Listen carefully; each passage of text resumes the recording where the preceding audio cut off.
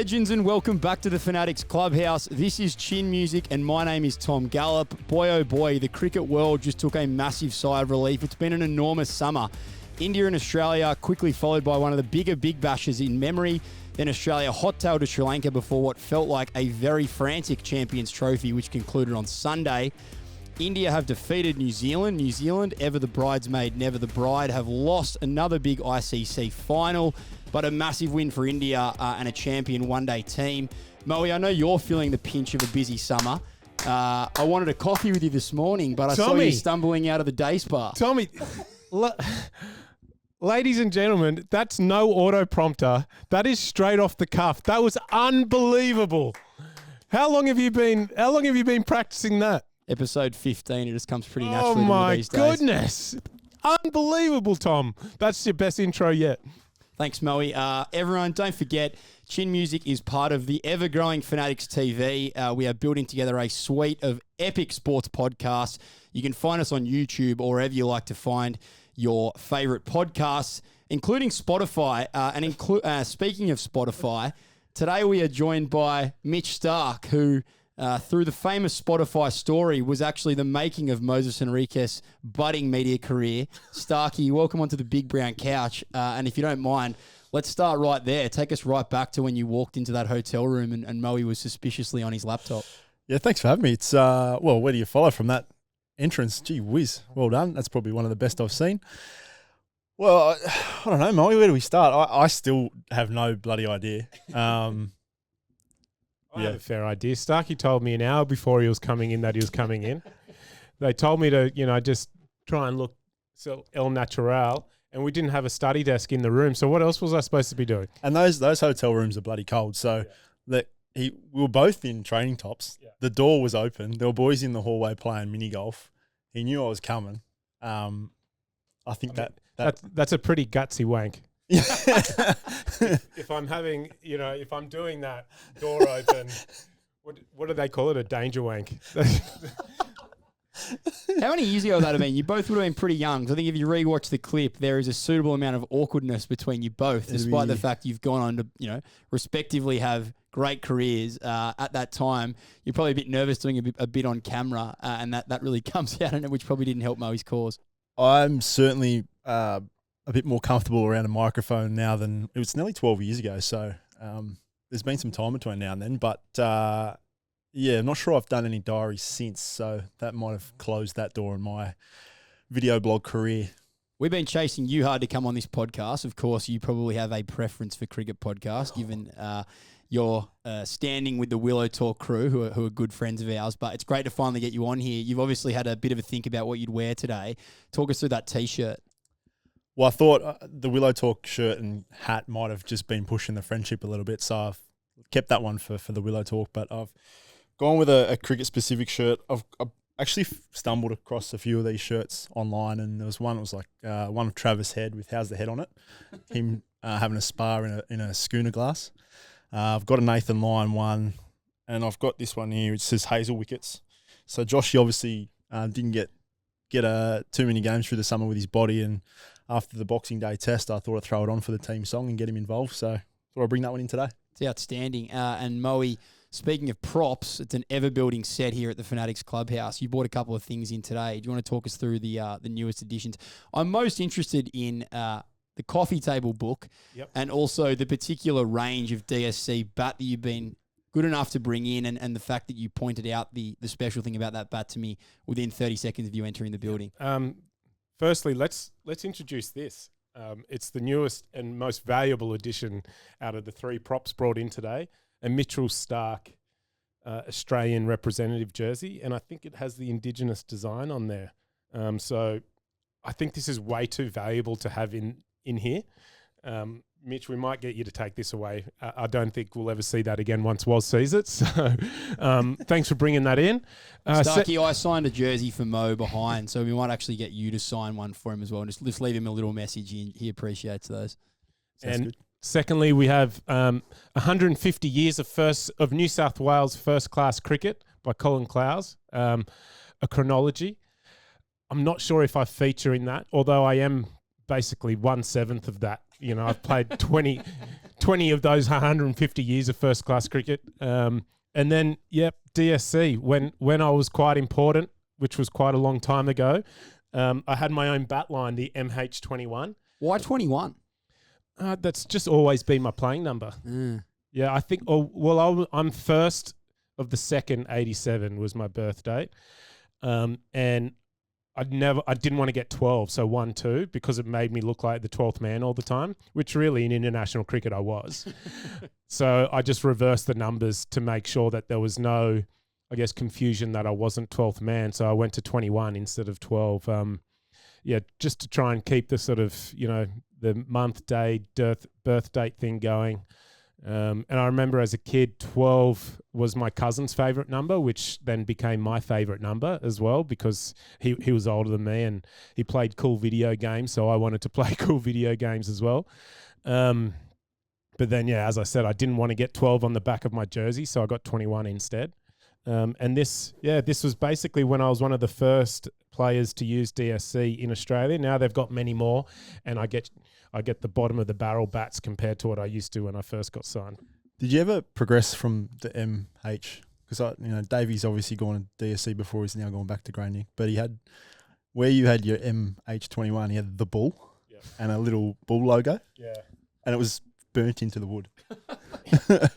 I did get a couple burn into the wood, but I wasn't quite at the level to have my nickname on there. The bull. That's just all-time status. Hopefully we get the bull on the pod sometime soon. He's been chasing us, the bull. Yeah. We want him, but we're not sure the viewers are ready for an hour with the bull. Yeah. Very excited to jump into a bit about your career, Starkey, and you're off to India for the IPL on Monday, so some good stuff to come out of that. But we should, of course, touch on the Champions Trophy final, which happened on Sunday. As I mentioned before, India defeated New Zealand pretty comfortably in the end. Actually, interestingly, the score was almost identical to the scoreline when they beat Australia in the semi-final, and that added a little bit to the whole yarn about them not moving from Dubai the whole tournament. I kind of wanted to start there, Starkey. You've been a part of many of these tournaments, and Moe, you have as well. Speaking from experience, how much of an advantage was it for India, the fact that they didn't have to move the whole time and they played on one ground in the same conditions throughout the tournament? Yeah, look, there's been a lot made on that topic. Obviously India have kind of tried to push that to the side and say it's a neutral venue, but there's been a lot to come out of the tournament during and post. Obviously, we'll start with India, won fair and square. They're a better team. They're a bloody good cricket team and have been across all formats for a long time. So well done to them on that. Go back to the first point. You look at New Zealand played in Dubai, had to fly back to Pakistan for the semi-final, then back to Dubai for the final. There's one part of it. Pakistan, being the host nation, had to travel out of the host nation to play India. And then you go look at South Africa. David Miller's come out and obviously said about the flight situation, flying back and forth. When one team gets to stay in the one place with no flights, no restrictions upon them in the place, plus train at the same venue every time, play every game at the same venue, I would tend to agree with some of the opinions that have come out. Do you get dehydrated when you fly a lot? Because Moe had a laugh at me last week when I said when I have to fly a little bit, my guts get a bit impacted because of dehydration. I get a bit irregular with my bowel movements, which throws me on performance in things like podcasts and golf movements and golf trips. I said I get a bit clogged up when I've got to fly a lot, and I thought that would be an advantage for India. Did you ever experience that yourself in these tournaments? Not from memory. I'm not a great sleeper on flights, being 6'5", but it is what it is. Travel is part of international sport, part of business. In this occasion, it's a lot of travel in a short space of time. So, yeah, I can understand where a lot of the guys in the other 7 teams were coming from, and some opinions from some broadcasters. But it's done now. India win. They're Champions Trophy winners, and we move on. You touched on it before. Whether they had an advantage or not in Dubai, they were a champion team. And if you're a big cricket fan and you're a stats nuffy like I am, and you haven't seen Jared Kimber on X or YouTube, get behind this bloke because he is an absolute guru on this stuff. I thought Rick Finlay from the ABC was the number one, but Jared Kimber is unbelievable. And he crunched a whole lot of numbers on this Indian one-day team. And it is literally a champion team, and there's an argument that it could be the greatest one-day team of all time. Starkey, I'm sure you've got an argument against that, given some of the teams that you've been a part of, but it was the fastest scoring Indian side in history, and they were pretty comprehensive on their way through, led by Rohit Sharma, who had an up and down summer in Australia, or mostly down in the end, and he missed out in that last test, but he came through and had a big tournament and got them over the line. I guess going into that final, were you surprised to see India win the way they did? Probably not. I'll be honest here, I didn't watch a single ball. I'm not sure I watched much of the Champions Trophy at all. Bits and pieces of the Aussie games. But no, not surprised. Like you say, they're a champion team. You look at some individual numbers across that team guys have played for a long time. Easily to talk about Rohit and Virat and I think KL Rahul got the winning runs there or got them home. Their bowling attack without Jasprit Bumrah, Chakrabarti, who I played with at KKR last year, he's a huge talent and interesting bowler. So yeah, you could pick apart their team and see a side full of extreme quality. So not a surprise that they did it the way they did. Whether they're the best white ball team ever, the Indian fans will say yes. The Australian fans probably say no. Look, Ricky Ponting's era with the number of one-day wins they had in a row. India still don't hold the one-day trophy, so we'll take that one. Moe, we were waiting for a really big performance from India's spinners, and they really came to the party this game. Varun, I've been trying all day to pronounce his name. Pronounce it. He's a teammate of Starkey's. Chakrabarti, there you go. Beautiful. And Kuldeep Yadav as well, 10 overs, I think he was 10 overs, 4 for 40, which I thought was the man of the match performance. And then my boy, who I've been talking about the whole tournament, Mo Shami, got absolutely tapped up. But the fact that the Indian spinners could stand up and get them over the line and keep New Zealand to a very chaseable total, showed the depth of their side and the fact that they're a true team, because I think by the time the tournament was over, 1 to 11 had almost had a match-winning performance. Yeah, and you just spoke about the depth of that team and probably the depth of the squad. And then the depth of Indian cricket in general, I think, is why that team is so strong. You know, they could roll out their second 15 over at Champions Trophy and they would still compete. Possibly their third 15. You know, they've just got such strong depth, and we see that at the IPL. I think Rishabh Pant, the most expensive player in the IPL, did not get a game. Exactly, and I just think, you know, whilst I agree there was an advantage to India, you know, not having to travel, etc., they'd still be the favourites to win that competition with, you know, all the Aussie guys. Well, not all the Aussie guys, obviously, but some of the key players of the Australian team back at home not playing. You know, I think India were always going to be favourites, whether they were travelling or not. Yes, it is a slight advantage, but you know, whether India had to do the same travel or not, they would have been very hard to beat. So I agree with Starkey that, yes, there is an advantage, but that doesn't take away from how strong that team was or is. And I don't think, you know, winning the Champions Trophy, I can't compare it to a World Cup. You get a white jacket quite similar to the one that you're wearing today. So you do, but it's 5 games. They only won 4 of them. Yeah, and when I say only, I mean that's still an 80% win record, but it's not the same sort of, you know, I'm sure Mitch can elaborate more. He's won a couple of World Cups, but it for me and as a viewer, you're in and out of the Champions Trophy. There's 3 round games, a semi-final and a final, and you're done. Where a World Cup, it's a journey, you know, and there is travel, there is a long time away from home, or then if you're lucky enough and you're hosting, well, you're still away from home, but you're in your host nation. But you know, it's a long journey, it's an experience, and there's ups and downs. Where the Champions Trophy, it's a bit more wham bam, thank you ma'am, let's get out of here. And it's not really, you know, you don't go through the same ebbs and flows as you would at a World Cup. You mentioned KL Rahul briefly before, Starkey. He's going to be a teammate of yours in the IPL this year. I feel like he was the kind of underspoken man this tournament. He kept coming in with 30s and 40s at the end to get India over the line. And he was a little bit like that over the Australian summer as well. He was very, very solid without kind of winning games for India, but certainly, as I said before, he kind of did get them over the line a little bit in this tournament. You must be excited to play with him. What's he like, KL? Yeah, I've played a little bit or a fair bit against him. I've not played alongside him yet. I sat next to him on a flight in India somewhere. I think I was going to watch Elisa play somewhere, and he was flying home. So he's had a bit of a chat to him. He's seems pretty quiet and goes about his business, pretty focused on what he needs to get Sitting done. next to Jake Fraser McGurk. Yeah, that could be interesting. 10 weeks with Jakey. But no, he's almost like, I saw a few things come out, over the last few weeks. I think he's almost India's Mr. Fix-It. He's opened the batting when he's been asked to. He's batted number 6. He's run the drinks. He's kept. He's fielded. He's batted in the middle. He doesn't bowl, but he's done just about everything else. So he kind of fills spots around that full strength Indian team that they have when he's needed to, and has more often than not played an important role in all 3 formats for India. So yeah, excited to play alongside him for Delhi and sort of pick his brain a little bit, and obviously seen the way he's played as an opposition player, but keen to see what that's like around teammates. And on Tom, we've forgotten, I've actually played with KL Rahul. I've played with him in 3 different teams, actually. Bangalore, Sunrisers, Hyderabad, and Kings 11. You're the forgotten journeyman of the IPL, mate. I am. And I can vouch for KL being one of the great gentlemen of the game, a very kind man, very, very good man.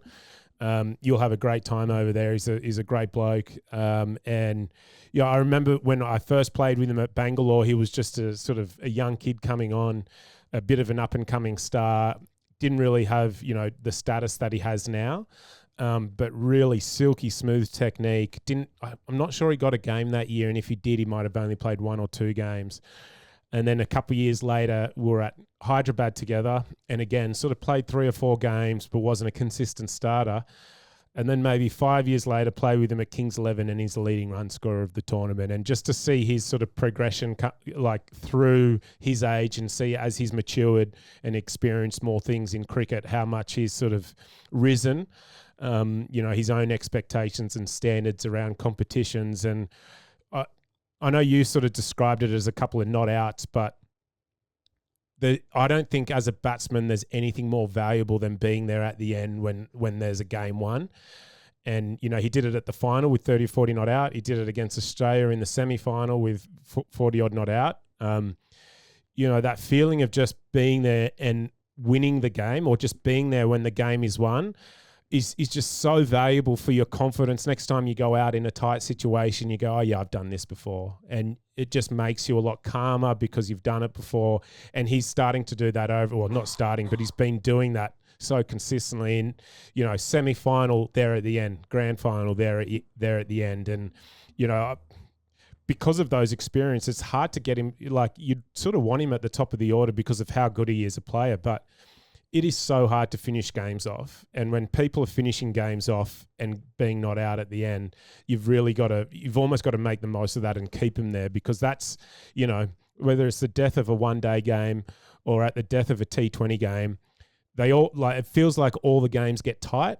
And when you've got someone who can polish them off and finish them off, you want to keep that person there. We see it with Pollard at Mumbai. For so long, they kept him at 6 because they wanted that experience there when the game was to be won, and we're starting to see that in the Indian one-day team with KL. That finishing part of his game seems to have particularly gone to the next level since he adopted the MS Dhoni-esque slick back hair.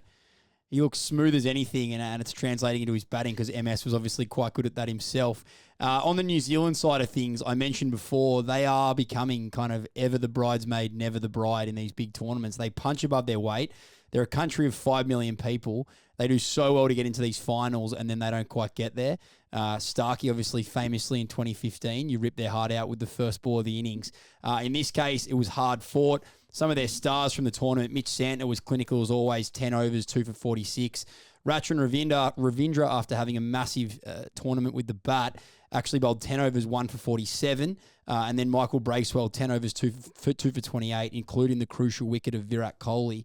How do New Zealand keep getting themselves into the situation where they're kind of there? And then what is it that's actually keeping them from winning one of these big tournaments? It's a good question. Other than you in the case of 2015. Well, I think I only got 2 in that game. Yeah, look, obviously they won the Test final against India in the first cycle, first edition of it. So they have got some silverware, but you're right, they've come so close yet so far. I think what Mitch Santner might have said after the game, it's like nice guys finish last or at least second. So they were definitely robbed in the 2019 World Cup, so they can feel hard done by on that occasion. But yeah, we've got them in a T20 World Cup, obviously the other night, and a few other occasions. So they know how to get themselves there. I don't know what it is, whether it's that little bit more of a killer instinct or whatever it may be. They certainly punch above their weight as a cricketing team. They've got plenty of stars, a huge talent, but I think based on people to choose from for a team, compared to someone like India, they punch well above their weight. And you mentioned their team just before. Even Matt Henry was ruled out before the final. So whether that makes a difference or not, he's obviously in some fantastic form. He was in great form through the Champions Trophy, so that could have played a little bit of a part. Yeah, you come up against a powerhouse in India. Sometimes you just fall a little short. Tom, I think as a fan, as a cricket fan, and as a New Zealand fan, I don't think that there's no point of getting greedy here. I think you really have to sit down, appreciate, and be grateful that you've got. Be grateful for the second. You do. I think you've got to be grateful that you've got a cricket team who, they just outperform what they should. As we mentioned, the population differences, the depth differences, the resources that India can throw at that cricket team at the moment through the money they're making. They've almost got a bigger travelling party than New Zealand have, population. So I just don't think you can compare the two. And in terms of expectations, I know, when we talk about the All Blacks and their dominant era, in a sport that's dominated by a country, well, not dominated, but that has a country that has, a population of over 1 billion people who love the game, it's very hard to expect, a country like New Zealand to go out and just, be favourites or dominate every tournament. And the fact that they get to the finals and they're consistent enough to get to the finals says a lot about the culture in that team and amongst those players and the coaching group. And I think they should all be very proud of themselves. In February next year, if the Sixers lose the Big Bash final, I'm looking forward to reminding you of the time that you said that they should be grateful for coming second. Well, we're a little bit different, although we do have to split our population between two teams. But yeah, I mean, the fact that you're there in the finals, you do have to take your hat off to them and say, you know what, that's good cricket. I know they want to go one better. They want some trophies, and everyone does. But all I'm going to say now is hats off to New Zealand. And you should be bloody proud of yourselves. Starkey, they do seem, from a fan's perspective, they do seem like a really likeable team. Aussie fans traditionally are rooting hard against Kiwis. If the Wallabies play the All Blacks, desperately we want the Wallabies to finally get over the All Blacks. But in the case of cricket, you do find yourself cheering for New Zealand quite strongly because they do seem like a group of really good blokes. As a competitor, are they actually as good of blokes as they seem, or are we missing something? No, I think they do, but I think I guess I'm saying, can you encourage me to cheer against them because I can't help it but go for them? No, they are very nice guys. I think that makes up for when you play in New Zealand and the amount of abuse you get from the crowd there. So maybe it just levels itself out. But no, they're a very likeable team. I think I remember back to that 2015 World Cup, and before the final, the two teams in the final stayed in the same hotel, and around breakfast they were very, very, very nice. As I come up and say hello, see how everyone's going. Brad Hadd did not like it. It's like, nah, they're being too nice. They're way too nice. And then we thumped them in the final, but that's okay. But no, they're a good team of blokes. The last thing I want to talk about, if you think about these two teams that played in the final, and I think the Aussies have got 12 players going to the IPL. I might be wrong on the exact number, but it's there or thereabouts. Obviously, every player in the Indian team, in the Indian setup, will play in the IPL. And India, unlike South Africa, for example, a good cricketing nation who can't perform in big tournaments, in these white ball tournaments, India are always there. They might not win it, but they are always there. They're always close. They're competitive. Do you think in the era of the IPL being every year and getting bigger and bigger every year, is it an advantage to India in these white ball tournaments that all of their players are playing massive white ball games, a couple of times a week in some cases in the IPL for that 2 or 3 month period, so they are super prepared for these tournaments and the big moments? I'm not sure it's an advantage per se because as cricketers, we've got all these opportunities to play all the franchises around the world. The Indian guys can only play in the IPL in terms of franchise cricket. Obviously, it's the number one product because you've got all the Indians playing. You get so much influx of international talent. So it sits at the top, and there's no doubt that it's a huge tournament across 8 to 10 weeks. You've got high class cricket throughout. Like you say, there's games every couple of days as a team. But I don't think you can just sit on that because you've got guys that play across 4, 5, 6 different franchise leagues a year, so they're still getting the exposure to white ball cricket. There's still plenty of guys in the Australian setup that get plenty of white ball cricket throughout a year. So I think that's it does help. It's a great tournament, but obviously you've got to have the talent there. And as Moises said, the depth in Indian cricket. I think they're probably the only nation that you could have a Test team, a one-day team, and a T20 team play on the same day against Australia in the Test, England in the one-day, and South Africa in the T20, and India would be competitive. No other country can do that. Pretty amazing. Sorry, Tom, to interrupt, because I know we got Starkey now, so you don't care about my opinion. But I was just going to say... I was going next to you, don't worry. I was just going to loaded for you. I was just going to say about the IPL and the access that the young Indian players have to the best in the world. So the difference the IPL has about from the other tournaments is the IPL teams do have access to the best players in the world, where some of the other tournaments, they'll either prioritize international cricket or the IPL. If you can get to the IPL, you are there, basically, is how it works. Obviously, the financial reward means that that's the number one tournament you want to go to. And that means all the young Indian talent that gets signed up have direct access, whether in their team or another team, to the best players in the world. And I know personally, for me as a really young cricketer playing in the IPL, I was fortunate enough to play with some terrific cricketers. And I distinctly remember one conversation with AB de Villiers, which completely changed my mindset on how to bat in one-day cricket. And from that conversation alone, I went from averaging 20 in list A or one-day cricket at that time to then probably after that averaging sort of 45 to 50 in list A cricket. Just the conversation about mindset and how to go about batting. Do you remember any of the things that he said? I remember specifically exactly what he said. Will it help my putting? It won't help your putting. And it's something that I've passed on, obviously, because it just, for me as a young player, I remember that conversation and it was a turning point, and I've gone, oh my God, that makes so much sense.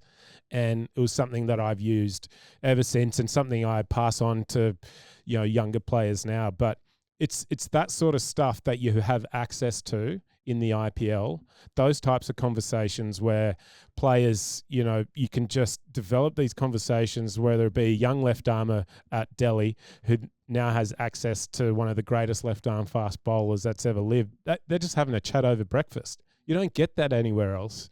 So, that is an advantage, I think, that the IPL has over other tournaments, where you still have some great cricketers, but the IPL does have the best cricketers in the world there. Sorry, would you say there's anyone you've learnt from more in your time at the IPL? Because I played a year with AB and managed to bat at the other end to him for one game, and he was facing Dale Steyn, who was in his prime as well, and he knew exactly where Dale was going to bowl and said, if he bowls here, I'm going to hit him here. If he bowls here, I'm going to hit him here. Hit him for 6. Next ball said, because I did that, he's going to bowl here. Stepped inside it, hit it for 6. You stand at the non-strikers end and go, unbelievable. Yeah, no, and he was so good with information. He wasn't holding anything back. So happy to share. And again, as we mentioned on our podcast, a couple of podcasts, big fan of this show. Got a few likes from him, and a big shout out to AB. Thank you. Forever grateful for your friendship. Which IPL franchise is he involved in now? He is still lurking around the IPL, isn't he? I don't know if he's formally involved, but he played at RCB for a long time. So I played with him for 2 years there. You played with him there. Where was he? Delhi before then, maybe? He was at Delhi before then, but most of his IPL at RCB. Great friend of the show, AB. We are excited to have you on the Big Brown Couch at some point. Can't wait. One of the people who's always chasing us for a slot, but it's a pretty busy queue. Quickly on the future of ODI cricket, Starkey, you are in the conversation as Australia's greatest one-day bowler of all time. But the format is, it's not as big as it was 30 years ago. It really comes into its own at World Cup time. That's when everyone, the spotlight is properly on one day cricket at that point. The days of big try series, etc., that used to happen in Australia are kind of over now. Looking into the crystal ball, and we like to play lurkers and lingerers, Moe, but in this case, if we're looking into the crystal ball to 2050, do you think that ODI cricket will still be around? 25 years' time. It's scary that, we're all in our 30s, so 25 years is not that far away. Will teams still be playing ODI cricket? I thought you were going to be asking about like 2027 World Cup, not 2050. Well, that's an even more important question. If you don't think it's going to be around in 2027, then there's it is, because I don't know. It might be a stretch for me, but yeah, the next one's 27. I hope so. I don't know. It's the One Day World Cup is a fantastic. It's so much fun. I think it's the pinnacle of white ball cricket. Obviously, there's been a huge influx of T20 league cricket. The T20 World Cup, was every 2 years. The Champions Trophy went off on the scrap heap for 8 years, and now it came back this year. So that brings it in every one day cricket tournament every 2 years. What we used to see, I guess, was the one day cricket bilateral series and sometimes a tri series. They'd ramp up the year of a one day World Cup, and then obviously fall off. And the conversation would then go, well, what's the relevance? Because T20 would take over, and they'd sort of that would build up towards a T20 World Cup. So I guess at times we find the conversation keeps circling after a one day World Cup or a T20 World Cup, and obviously the different countries have different bilaterals to try and get ready for certain tournaments. So yeah, whether the death of bilateral one day series happen, I don't know, but I think the one day World Cup is such a great tournament, and as Moe said before, it's the length of it and the fact now that you play everyone in the tournament. It's not group stages anymore. You play everyone in the tournament and semi in a final. I think it still sits way above a Champions Trophy win. Yeah, I think that's a great point that Mitch makes, and I'm going to go out and say 2050, we're only seeing international World Cups, and it's going to start looking like the soccer. The only one day cricket you play is to qualify for the World Cup. International one day cricket, and you play your domestic one day cricket to make sure you still got players involved, but it's not that. If you're still playing Test cricket and you're still playing T20 cricket, it's not that big a stretch, because obviously the bowlers' workloads are going to be above what they need to be for one day cricket if they're playing Test cricket, and then with T20 cricket they probably just need to ramp it up a little bit. So I don't think it's a huge stretch to just go let's keep the World Cup. Scrap your bilateral and try series, and let's just play international World Cups every 4 years, and let's just stop the world for every 4 years like the Soccer World Cup does. Cut out the rest, because we'll have Test cricket and T20 cricket that will keep everyone else entertained, and then we'll just stop the world for 2.5 months when the one day World Cup comes around. It certainly seems to be the way it's going. And Hugo, if you could find the number of one dayers that Glenn McGrath played, because I was looking at Starkey's numbers before, and you played 127 one dayers. I thought it would have been a lot more, because I reckon McGrath would have played more than 200. And when Smithy retired from one dayers last week, he played 171 dayers, and I think someone like Ricky Ponting would have played upward of 250. So there's no doubt that we're playing less of the games. McGrath played 251 dayers, so there's less and less of it happening. You almost have to, and you can't directly compare it that way, but this way. But you almost add your one day games with your T20 international games, and then go, all right, however many, I don't even know what that is for me, maybe closer to 200. If you do put those two formats together, you do have the most World Cup wickets of all time, though. Is that why you brought that in? No, more so like what McGrath played 250 one-day games, so he wouldn't have played a lot of T20 cricket. So if you put my two together, because obviously we don't play 40 one-day games a year like they used to, we play 6. So that's a bit closer to the number, but again, you can't compare when you add two formats. Yeah, I remember growing up, and we used to watch. You had the Carlton United series or the Benson and Hedges, and that series seemed to go like all the way through sort of late January and February, and then there was a 3-match final series, and there was no doubt Australia played in that final series almost every year. So there's like 5 to 7 one-day games that they played, and then a 3-match final series. So if it's 7, that's 10 one-dayers in basically, 6 weeks, which is, more than what the Australian team plays sometimes in a year now. I think, as you mentioned, the game has changed. It's not being played as much because of the amount of T20 cricket. And obviously the amount of franchise cricket and IPL looking, trying to grab that window takes 2 months of the year that, a lot of nations won't schedule any cricket in. Starkey, we just mentioned a couple of those champion players from, I guess, the generation before the team that you're currently in. Ponting, Clark, Hussey, Siddle. These were guys that kind of did cross over in that McGrath-Warne era, but that you also played with at the start of your career. I guess you've then seen the rise of this new team, yourself, Cummins and Hazlewood, a lot written about you guys being the big three, and an amazing record playing together, but also the likes of Dave Warner, Steve Smith, Usman Khawaja, Nathan Lyon. Like, these are also champion players who in 20 years we'll be looking back on in a similar way to the way that we look back on those older guys. I'd love to hear a little bit about the transition that the Australian cricket team's seen from, I guess, one champion era into another, and what it's been like for you. Like, has there been big cultural shifts? Do you guys train differently? What's it been like over that kind of 10, 15-year period? Yeah, that's great question, Tom. Great question. Where do you start? Well, yeah, I remember the first Australian tour I went on was to India in 2010, and I got called up for an injury. And the first day that I got there, waiting down in the lobby to get on the bus, and I was leant over on my bag and get knocked down from behind, and look up, and it's Ricky Ponting having a laugh. "How you going, youngster? Welcome to the tour," yada yada, and just go and sit in the corner and wait to be spoken to as a young guy. And now I'm one of the older ones 15 years later. So, yeah, I'm extremely fortunate to play with all those names you said.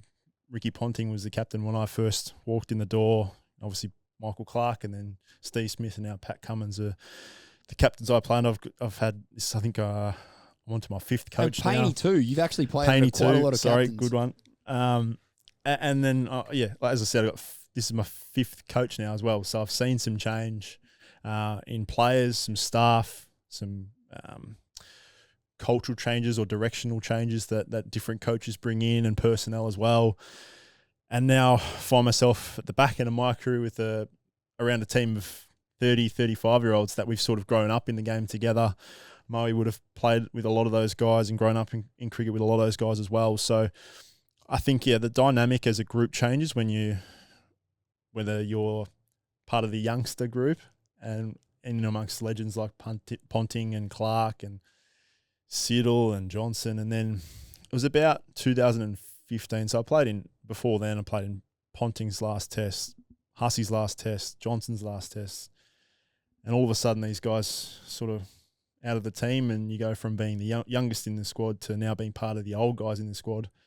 And now we're talked about as being everyone over 30, and we're Dad's army, right? So times changed, the game's changed, but I think the direction that certainly the last 5 years that our group's gone on has been well written about. But I think as a group inside the 4 walls, it's been a hell of a lot of fun to be a part of. The success has played a huge part in that, but I think we're going to have a lot of guys spoken about as being some of the greats in the game, with Warners and Smiths, and Khawaja's last 5 years have been epic. Pat Cummins as captain, and his numbers are phenomenal. If he goes on this rate, he's going to be the quickest to 500 wickets. It's great. So, yeah, and then you got Josh, Pat, and I've sort of grown up together through the game. I first came across Josh as an under-17s City v Country team, and we've played ever since in all the same teams. So, very fortunate to have played in all those different Australian teams, but obviously play with some of the greats of the game as well. Moe, you and I have spoken a lot in this podcast about, I guess, the succession planning for the current team. You guys can't play forever as much as I think Australian cricket fans would like you to keep playing. The nature of aging is that you will have to retire at some point, and some new players are going to have to come through. Being inside the system at the moment and looking at it, do you feel comfortable that there are plans that there'll be a really competitive Australian test team on the field in 5 years when you guys will be into your 40s and probably not playing test cricket anymore? Yeah, and I think we've seen a little glimpse of that in the last sort of 6 months, a little more so in Sri Lanka when you throw in a couple of debutants. And Josh Inglis is not 19 years of age, but, in his first game, he scores 100, and he's been around the group for a long time, learned his craft at WA and through the fringes of the Australian team, and he's come in white ball cricket and done really well. And now in his first test scores 100. You've got Sam Constas, who he's got the sky's the limit for him. He's played 2 different ways to start his test career and been successful taking the game on. I think he's got to find the gears a little bit, but a huge talent. And so we've seen him come into the system. Nathan McSweeney, who's been around domestic cricket for a long time. And then you've got a contingent of fast bowlers, I think, certainly at an under-19s level, they're widely spoken about in domestic cricket. But then you look at Sean Abbott's been around a long time and can come into all different formats, and he's been phenomenal in domestic cricket. Scotty's not young, but he's been a product of an immense domestic career and transition into international career as well.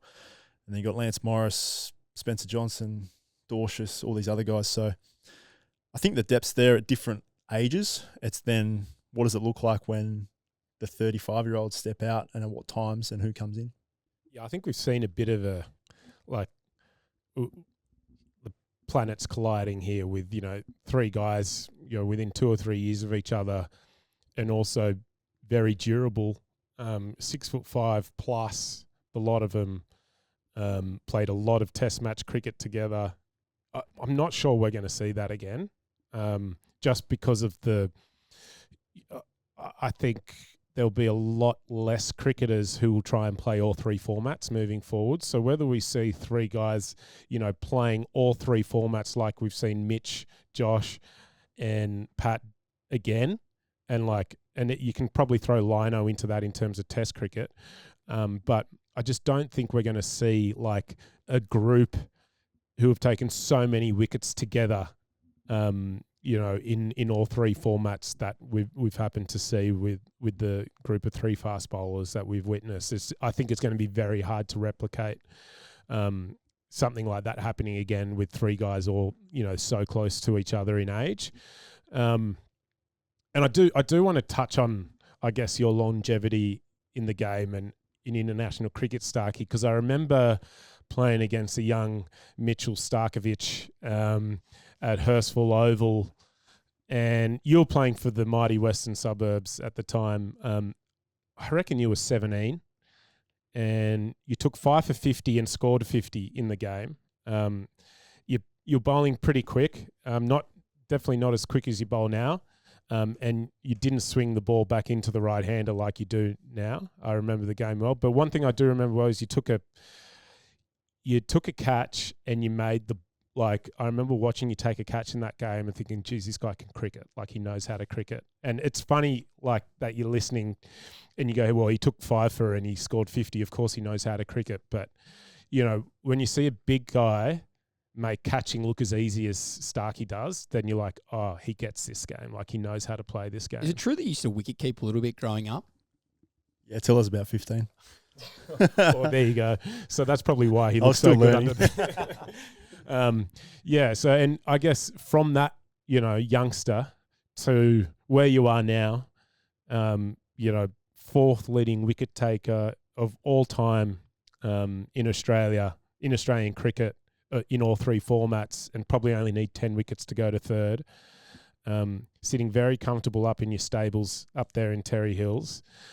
Do you ever pinch yourself and just go, God, I'm grateful, and what a career.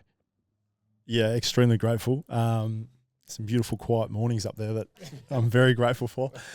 No, that's very humbling. Thank you, Mo. I have been very lucky. I didn't think I'd play one game, let alone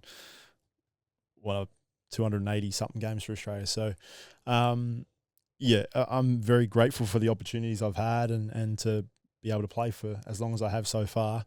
I've had a lot of help along the way. I remember coming into the New South Wales squad and the big Adonis, Moises Henriques, sort of trying to follow him around a little bit. Every time we have a Blues player come on, there's something about your appearance. I've always told him. I've told him before they get on. Nah, not at all. He was always not spoken about as a mentor, but I think guys just gravitated towards his work ethic. So I've always been a big fan of Mo, and as a young guy, I tried to sort of follow all the work that he did. He's a big, strong boy, always worked hard and always put in the extras as well. So I'd like to think I learned a little bit from Mo there. And then I remember being around the squad a lot with Mitch Johnson, and he's a big, strong guy. Obviously, another left armour. There's not a lot of us, so tried to be his shadow a little bit in the gym as well and try and learn different things about preparation or around cricket and certainly some left arm stuff as well. So, and then you throw in all the sports science, the physios and the rest of them. So I've had a lot of help along the way, and there's been a lot of hard work and a lot of injuries and whatnot. But yeah, I think that's something I'll sit back at the end and reflect on very proudly of. But at the moment, I've thoroughly enjoy every time I pull on the baggy green or the yellow and get to go there with some of my best mates. Just on that, sorry, you touched a little bit about your work ethic, Ed, and I'm honoured that you've mentioned me in the same sentence. But you're 6'5". What do you weigh? 90 kilos, low 90s, about 92 kilos, and just pure elastic energy, ladies and gentlemen. You should see him in the gym, like the bloke just moves weights. He's 92 kilos. I know you got good genetics. Your brother's international high jumper, but it's not just genetics. You work so hard, mate, and to have that sort of durability across all three formats. I'll get Hugo. Can you do a check? Is there anyone who's bowled 150 kilometers an hour that has played as many games internationally as you have? I just don't think there is. I don't reckon there is. And the only one, you and I spoke about it earlier, the only one I thought that got close, but he was probably more injured at different times, is Brett Lee. Brett Lee played for a long, long time, I think. And that's who sits third, I think, in the most wickets ever. But, you're over 350 test wickets. You're not far away off your 100th test. And to play 100 test bowling, like, that is hard work. It's very hard work. Fast bowling is very hard. And do you mind giving us a bit of an insight as to, what you work on to stay powerful, to make sure you're still, dynamic and elastic to bowl fast? And then again, I know you spoke about injuries, but I guess compared to other fast bowlers, you haven't had, yes, you've had a lot of injuries, but, it is tough and they're part and parcel of what you do because it is bloody hard labour. But do you mind giving us a bit of an insight as to what you've done to stay fit, stay strong, stay on the park and stay fast? Yeah, it's a good question.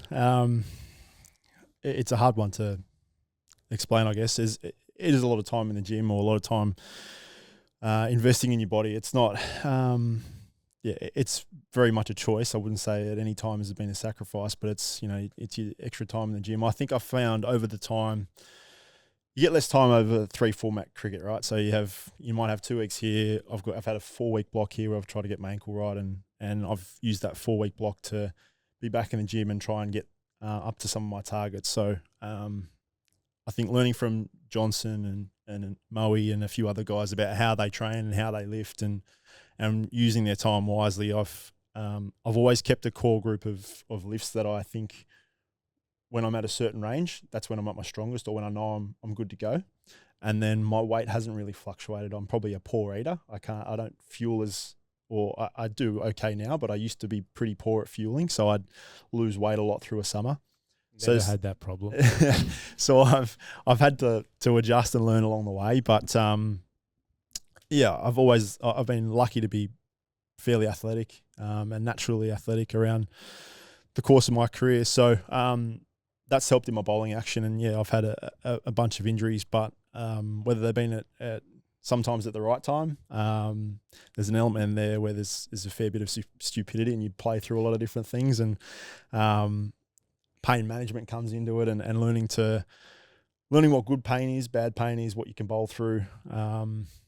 I've been the bloke to leave a team a man down with an injury, and I've been on the side where you've had to carry the extra load. So I know the differences in my body now that if something's sore, I know I won't go into a game unless I know I can get through the game, but perform my role the best I can and not take anything away if there's someone behind me that's 100% fit. So that's whether that answers your question or not, that's the sort of the mindset. Starkey, 96 tests, 4 to go to bring up the 100. I'm a storyline guy. I love a storyline. if you look into the crystal ball, as I mentioned before, you've got the World Test Championships. That'll be 97. I'm assuming that you'll be playing that. And then 3 tests against the West Indies. Does part of you think, I might just get a bit niggly that 3rd test to get against the West Indies and then play your 100th in the first Ashes test of the summer? I reckon I've had 10 to a dozen people say the same thing. 100's 100, isn't it? Whether it's in Jamaica or in Perth. I mean, there's worse places than Jamaica. We'll be there. True. Oh, mate. Don't forget the Fanatics tour.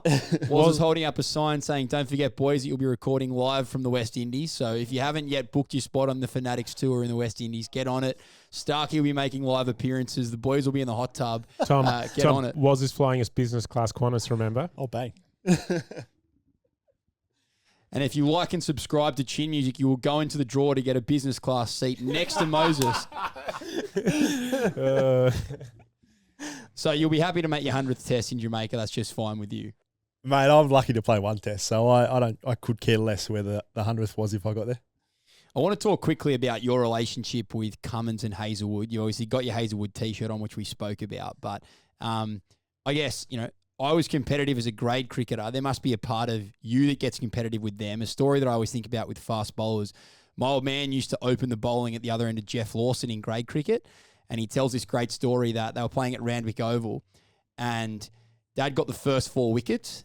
And then Henry broke a bloke's jaw. Big bouncer, no helmet, hit bloke in the jaws smashed everywhere. And Dad came down from fine leg and said, shit, Henry, I'd love to be able to do that. And Henry goes, yeah, fuck off more because I'd like the first 4 wickets. So no matter what happens, you're like, these guys are teammates are competitive with each other. Is there an element of that with you, Josh, and Pat, or are you genuinely stoked for each other as you see individual success?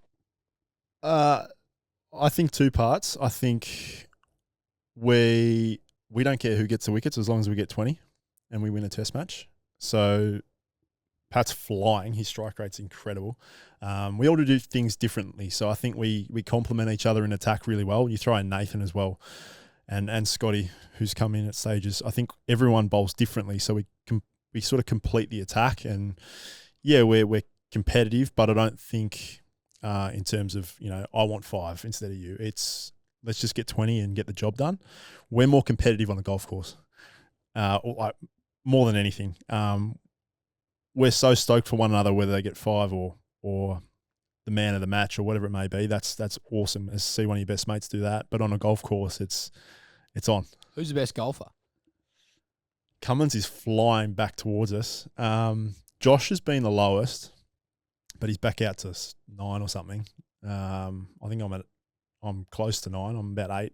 And Paddy's gone from a 6-hole golfer to a 9-hole golfer who needs to have 6 beers to will only play golf with beers to now full kit, membership in New South, plays the comp, and is thinking about his golf swing. Has come into maybe 11 or 10. So yeah, it's competitive. It's not Moe's numbers, but it's competitive. Yeah, Moe's something else. We're thinking of putting together something similar to the Ryder Cup. It's going to be Chin Music against Willow Talk. Oh, get me on this team. And there'll be captain picks. You're obviously having a ball on the big brown couch. I can see it in your eyes. No handicaps either. We're playing off scratch. Well, you're taking on Elisa then. Which side could you see yourself playing on in that showdown? Well, I mean, I play year-round against the wife, so it's fitting that I'm on this team, and then you'd be the number 1 against the Willow Talk number 1, so I think that's... How's Peacock go? I know Hads is no good. Had can't be a good golfer, not patient enough. Peacock's out at Long Reef with us. He's off 4. Elisa's off 2.5. So Peacock can play? Yeah, he can play. Okay. Kid can play. Yeah. Right, okay, maybe we will need handicaps. So you grew up with another gun athlete. When you guys were growing up, when you look at what I try to think of a word for it. I call them neutral sports. So things like table tennis, where you probably never had aspirations to go and play for Australia in table tennis, or even soccer. Everyone plays soccer as their first sport. Who was the better athlete at like kind of a 5 to 10 age? If you blokes played each other in table tennis, who would win in that showdown? Who are you talking about? My brother? Yeah. I was like 5 or 10. I didn't know Josh and Pat. Sorry, that was a quick segue. Sorry. That was competitive. How much younger is Brandon? So Brandon's 31. I'm 35. Whether it was, Dad loved his golf, so he put a golf hole in the backyard and we broke a few windows, or we'd cricket, move to the warehouse down the end of the cul-de-sac, or video games. Like it was all competitive. And then as we got a bit older, obviously Brandon's 4 years younger, so my club team at the time, who Dad was heavily involved in, we had too many kids for one team and not for two. So I was in a team with sort of 8 blokes, and we had a few of the younger brothers fill in, and Brandon was one. And so I remember a few batting partnerships with him, and he was punching above his weight there, and then decided to have a go at his own age group, and I'd have a crack at little athletics. And then we obviously fell into our sports because I couldn't move anywhere near like he did or jump over a bar like he did, and he didn't have the same enjoyment at cricket. So he's now gone on to be a high jump Olympian, and I've done what I've done, and now we've sort of have the same hobbies or likes. We're still a little bit competitive on a golf course, and he plays off about 12 or 13, so he can still hit a ball. But he's got a young boy now who it's a lot of fun having the nephew at home, and we're all got the green thumb and cut the grass, and it's more a competition who's got the straightest lines in the grass now. You skirt around the question. I still don't know who'd win in a table tennis battle between you and Brandon. I don't know. I don't really remember that much. We've got a shuffleboard at home where we get a bit competitive over, so there's a bit of that. But I think I've got the cake at the minute, considering I own the table. Yeah, bit of Mario Kart battles. I think he's got me covered in that. But table tennis, even Stevens, I'd say. Who's a better lifter in the gym? See, this is one that's an interesting one because he's explosive, right? So I haven't trained alongside him, but I put a gym together at home, investing in your body, right? And I think they say if you've got your own gym, you go less. Apparently, it's the biggest mistake you can make. No, I love it. It might be different at Terry Hills. There's no one on my equipment. Also assume it's different when Mitch Starc walks into a public gym to when Tom Gallop walks into a public gym. You get a little bit more privacy. No, not even that. Like when you're training in a team environment, and there's people on equipment, and you got to wait. And it's like, I love a quiet gym. And there are a lot of podcast fans out there as well, mate. So it's not like it's completely private for me. You're having a conversation instead of lifting, aren't you? But he's very explosive. So he's like heavyweight quarter squats. And I'm like, for me, my main lifts are clean. And I like to be moving the bar fast and lifting heavy from that. So, yeah, some of his numbers are impressive. And his movements are short and sharp. And then mine are bigger movements, but lighter weight. So hard to compare again. Yeah. But he's certainly got bigger legs than I do. Starkey, you've been awesome to come on, mate. On Monday, you're off to the IPL. Just quickly, we've got to wrap up, obviously, but Monday, you're off to the IPL. What does that look like? How long are you going to be there for? Do you get pumped for a couple of months stint in India, or are you pretty comfy at Terry Hills at the moment, and it's something that you're not looking forward to so much? Yeah, look, I had 9 years off it, and I thoroughly enjoyed my April and Mays. A lot of golf, but I enjoyed last year. It was a different challenge, different team. We go on to win it, which was always nice. I think you get to a point. They're long stints. It's 8 to 10 weeks. Must have been satisfying last year because a lot written about how well you did at the auction, and then you probably didn't have the start to the tournament you were hoping, but then to pull it together and take the title home, I mean, that's all that matters, right? Yeah, I decided to turn up at some point. So, yeah, it was almost a season of two halves in that regard. And then different again this year. New team, obviously it was a big auction, so a new team will set up to get appointed to. There's a few Australians floating around with Paddy Farr and Matthew Mott and the staff, Jake Fraser-McGurk there as well. So a new challenge, a new exciting challenge. That's part of it, isn't it? Meeting new guys and playing with guys like KL that I've only ever played against. So that in that regard, it's exciting to be a part of that. And yeah, it comes with its own challenges, but that's part and parcel of traveling around the world and getting to do what you enjoy. Mo, any chance of us going over to India and doing a bit of live cross action? Yeah, I reckon Delhi need a couple of vloggers. I think the connection with the Sixers there. Come on. Yeah, surely. Let's do it. Did I say vloggers or floggers? Episode 15 in the can, Moe. I think maybe our best guest ever. Obviously from a numbers perspective, but I enjoyed that. Yeah, it was good fun. And if you're going to ask me what I thought of the episode, I loved it, Tom. It was great. And Starkey, thanks so much for coming on. I know you don't get a huge amount of spare time, so thanks for gracing us with yours. It's been fun. Thanks for having me, guys. Thanks a lot, Starkey. Big IPL preview show coming in the next couple of weeks, guys. If you want more chin music, you know where to find us. It's been a ball as always. Starkey, thank you. Moe, you're a beauty as always. Catch you next time, guys. Thanks. Well, there it was, ladies and gentlemen. Yet another episode of Chin Music. If you enjoyed it as much as we did, please hit the like and subscribe button somewhere under here, and we'll see you on the next one. Oh, yes, Moe.